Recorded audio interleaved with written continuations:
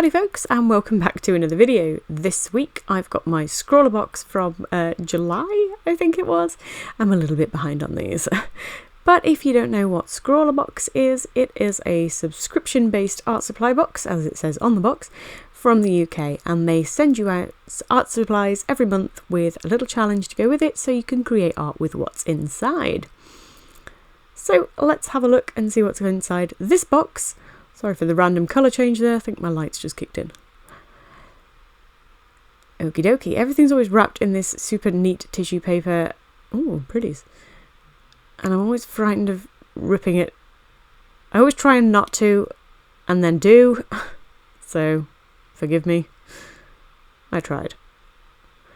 Okay, opening it up, we can see the menu here, which lists all the art supplies. I try not to look at this, because I like a surprise.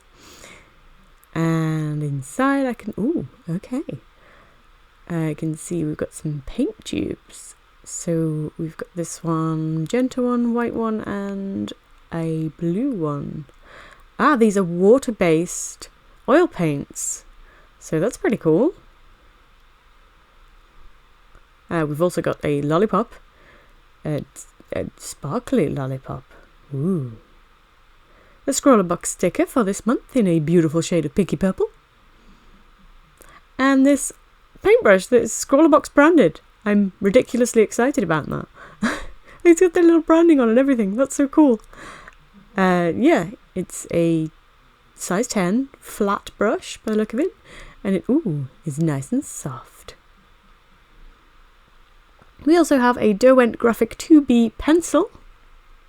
And this card, which ScrawlrBox want us to chop up and use as a palette knife. Never used a palette knife before, so that could be fun. And last we have this itty bitty 10 by 10 centimeter canvas board. And that's about it. So the print for the month, ScrawlrBox always give you an artist print for the month. That is gorgeous. That's so pretty. Oh, I was holding it upside down. Never mind.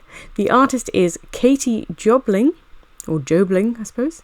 And if you want to follow her online, you can do on these links here. She has a YouTube as well, Katie Jobling. It's very pretty. And there's also some grease-proof paper in the box. Hang on, let me check what this is all about here. Let's see if we can find it. Ah, okay, so it is a palette paper. So they're suggesting that we use the greaseproof paper to mix our paints on because it apparently will not bleed through. At least that's what it says here in the description. And the challenge for the month is abstract floral. I've never done abstract before, so this could be very interesting. Without further ado, let's make art. Okay, full disclosure, I've sped this up a lot because I want to get through this as fast as I can because I absolutely hate what I made. I mentioned just then I've never done abstract before. I didn't really know what to do. It said abstract floral, so I thought I could do a rose because roses are my favourite flower. I know, simple, but they are. And I thought, hey, stained glass, that could look pretty cool. So I did kind of this sketch of a stained glass looking rose and thought, yeah, that'll work. But I don't like it. I don't know if that's because just like I really don't like abstract, but I tried with this, I really did, and there was a lot of reasons why I didn't like it. I realised at one point that oh, I don't have any green, so the leaves will have to be blue, but you know, it's okay, it's abstract. And then I was trying to do a white outline, but the brush was too thick and the paint was just sticking to it, and so I got to the end and I really felt pretty rubbish, to be honest. So I grabbed a sketchbook, sketched up a brand new idea of this rose dripping, so it's still quite abstract, and grabbed another canvas. I was determined to try again. And I'm really glad I did. So obviously this canvas is a lot bigger. It's also not canvas board, it's just a straight up canvas. It was just one that I had in my art room that I grabbed hold of. But everything else I'm trying to keep the same. You'll notice I've got a plate instead of the paper palette because there's a few days between attempt number 1 and this piece where I just kind of didn't make art for a while for one reason or another, but I threw away my paper palette, so I had to use my trusty plate that I use. In fact, that dollop of kind of off-white is actually emulsion from when I painted my living room, so there you go, that's stuck on there. But yes, I am incredibly glad that I picked up these paints again. It was playing on my mind for a while. I'd made the video, I'd got it ready to go, and I just thought, I really, really hate that piece I made, and I don't want that to be the final product that I put out with these art supplies, because I felt like I could do more justice with them if I just tried a little bit harder. So I thought about it for a few days. I remember lying in bed thinking about what could I paint instead. I really don't want to put that video out. And the idea of this rose dripping kind of came to my head. I was thinking about Salvador Dali, and I know he was more surreal than abstract, but, you know, I tried abstract, let's go for surreal instead. So I was thinking of his piece, The Rose, which was just literally a rose floating in the sky, and I thought I could do something like that, but maybe I could do it dripping. So that's what I did. And I didn't do a sky, I just ended up putting a colour in the background, which I may have regrets about, I'm not sure. Let me know what you think in the comments. But I have to say, I am super glad I went back to these art supplies because I really enjoyed using them. So previously I've tried watercolour paints and I've dabbled in acrylic, though not for a really long time. Might have to do some more. Maybe that'll be my next video. But yeah, I haven't painted properly for years, probably since I was in school, and I'm now in my 30s, so that was a while ago. And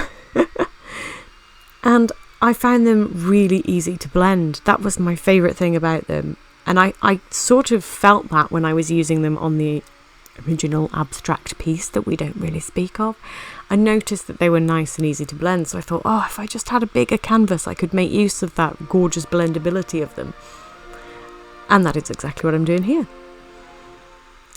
I read somewhere that it's supposedly harder to put dark colours on, and so the advice was to build up your dark colours first and put your light colours on top, but I actually found it quite easy to put the dark colours on top of the light ones. So I don't know if that's because these are water-based oil, don't know whether that makes any difference. I've never used true oils, these are the first oil paints I've ever used, so maybe it's different, I don't know.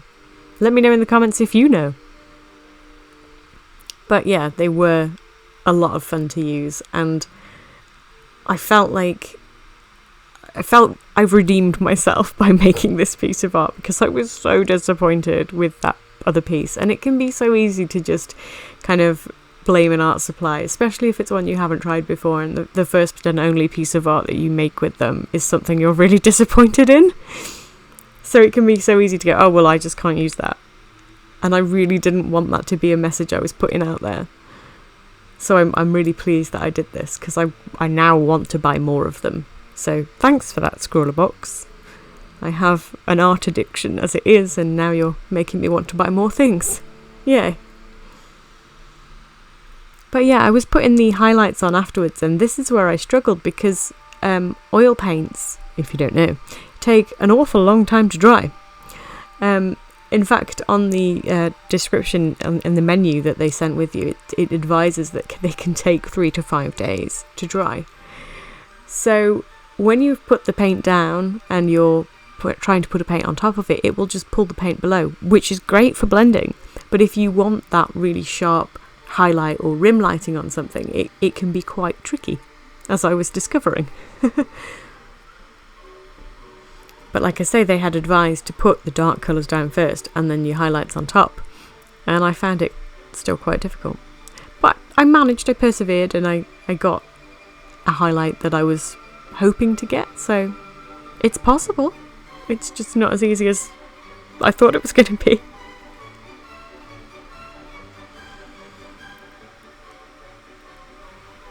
But I was really glad to have the chance to try oil paints. I've always kind of been put off them because of all of the solvents and everything that you need to get started with them.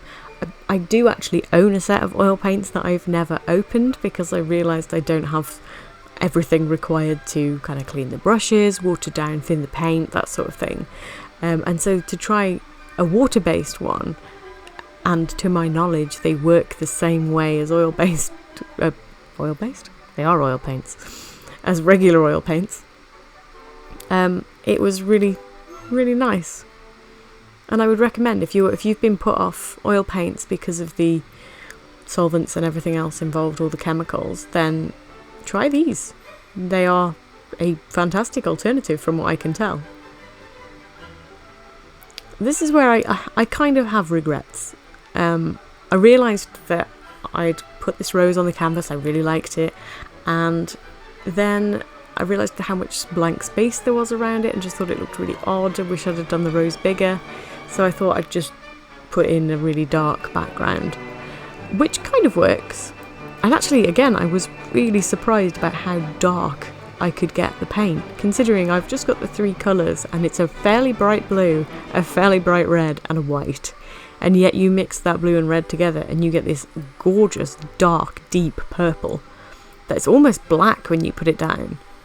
The more water you add to it, the more you sort of activate it and bring out a bit more of the pigment, but it's just, I was amazed at how dark it was. It was brilliant. Exactly what I wanted it to be.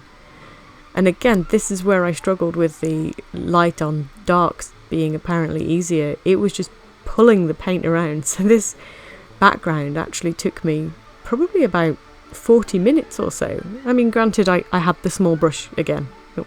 In this instance, the brush was too small, whereas before I've been saying the brush was too big. But I was just pulling the background around. Again, novice, so there's probably ways of doing it that aren't this way. Like I should have probably put the white paint down first, but I was going off the tips that I'd seen that was, even though I'd already, tried and tested this and realised it didn't work at this point, I was still going, yeah, but they said put the dark colours on first and then put the light colours on, so that's what I'm doing. Stubborn, aren't I? Yeah. But, I mean, it kind of worked. The focus was the rose, and maybe this bit brought back the abstract? I don't know. Let me know what you think. Should I have just left the background white? Should I have cut the canvas out and reframed it? Who knows? Maybe it's more abstract upside down like this. I guess it would be. Looks really weird that way up though. I prefer it the other way up. I'm just not an abstract person. I'm sorry. I like things that look like the way they are. Maybe I'm just not intelligent enough for abstract. Who knows? But I did enjoy this. And it's something I quite like. I just wish I'd have done the rose bigger, I think. I might try and do another one at some point. Let me know if you'd like to see another one. Again, signing it was really hard because white on dark wasn't working. Don't do that. Or maybe wait 2 to 3 days for it to dry before signing it. But either way, that was the last bit that I did. I put down the paintbrushes and we went from this. Let's take a minute to go. We went from this to this. And that was only my second time of trying these paints. So I'm super happy with that. And just don't give up. If you think you can't use an art medium, don't give up. I'm a real artist now. I'm covered in paint, look. So if you liked this video, please give me a thumbs up. And if you want to stick around for more arty adventures like this, don't forget to hit that subscribe button for me. Until next time, I guess I'll see you later. Bye.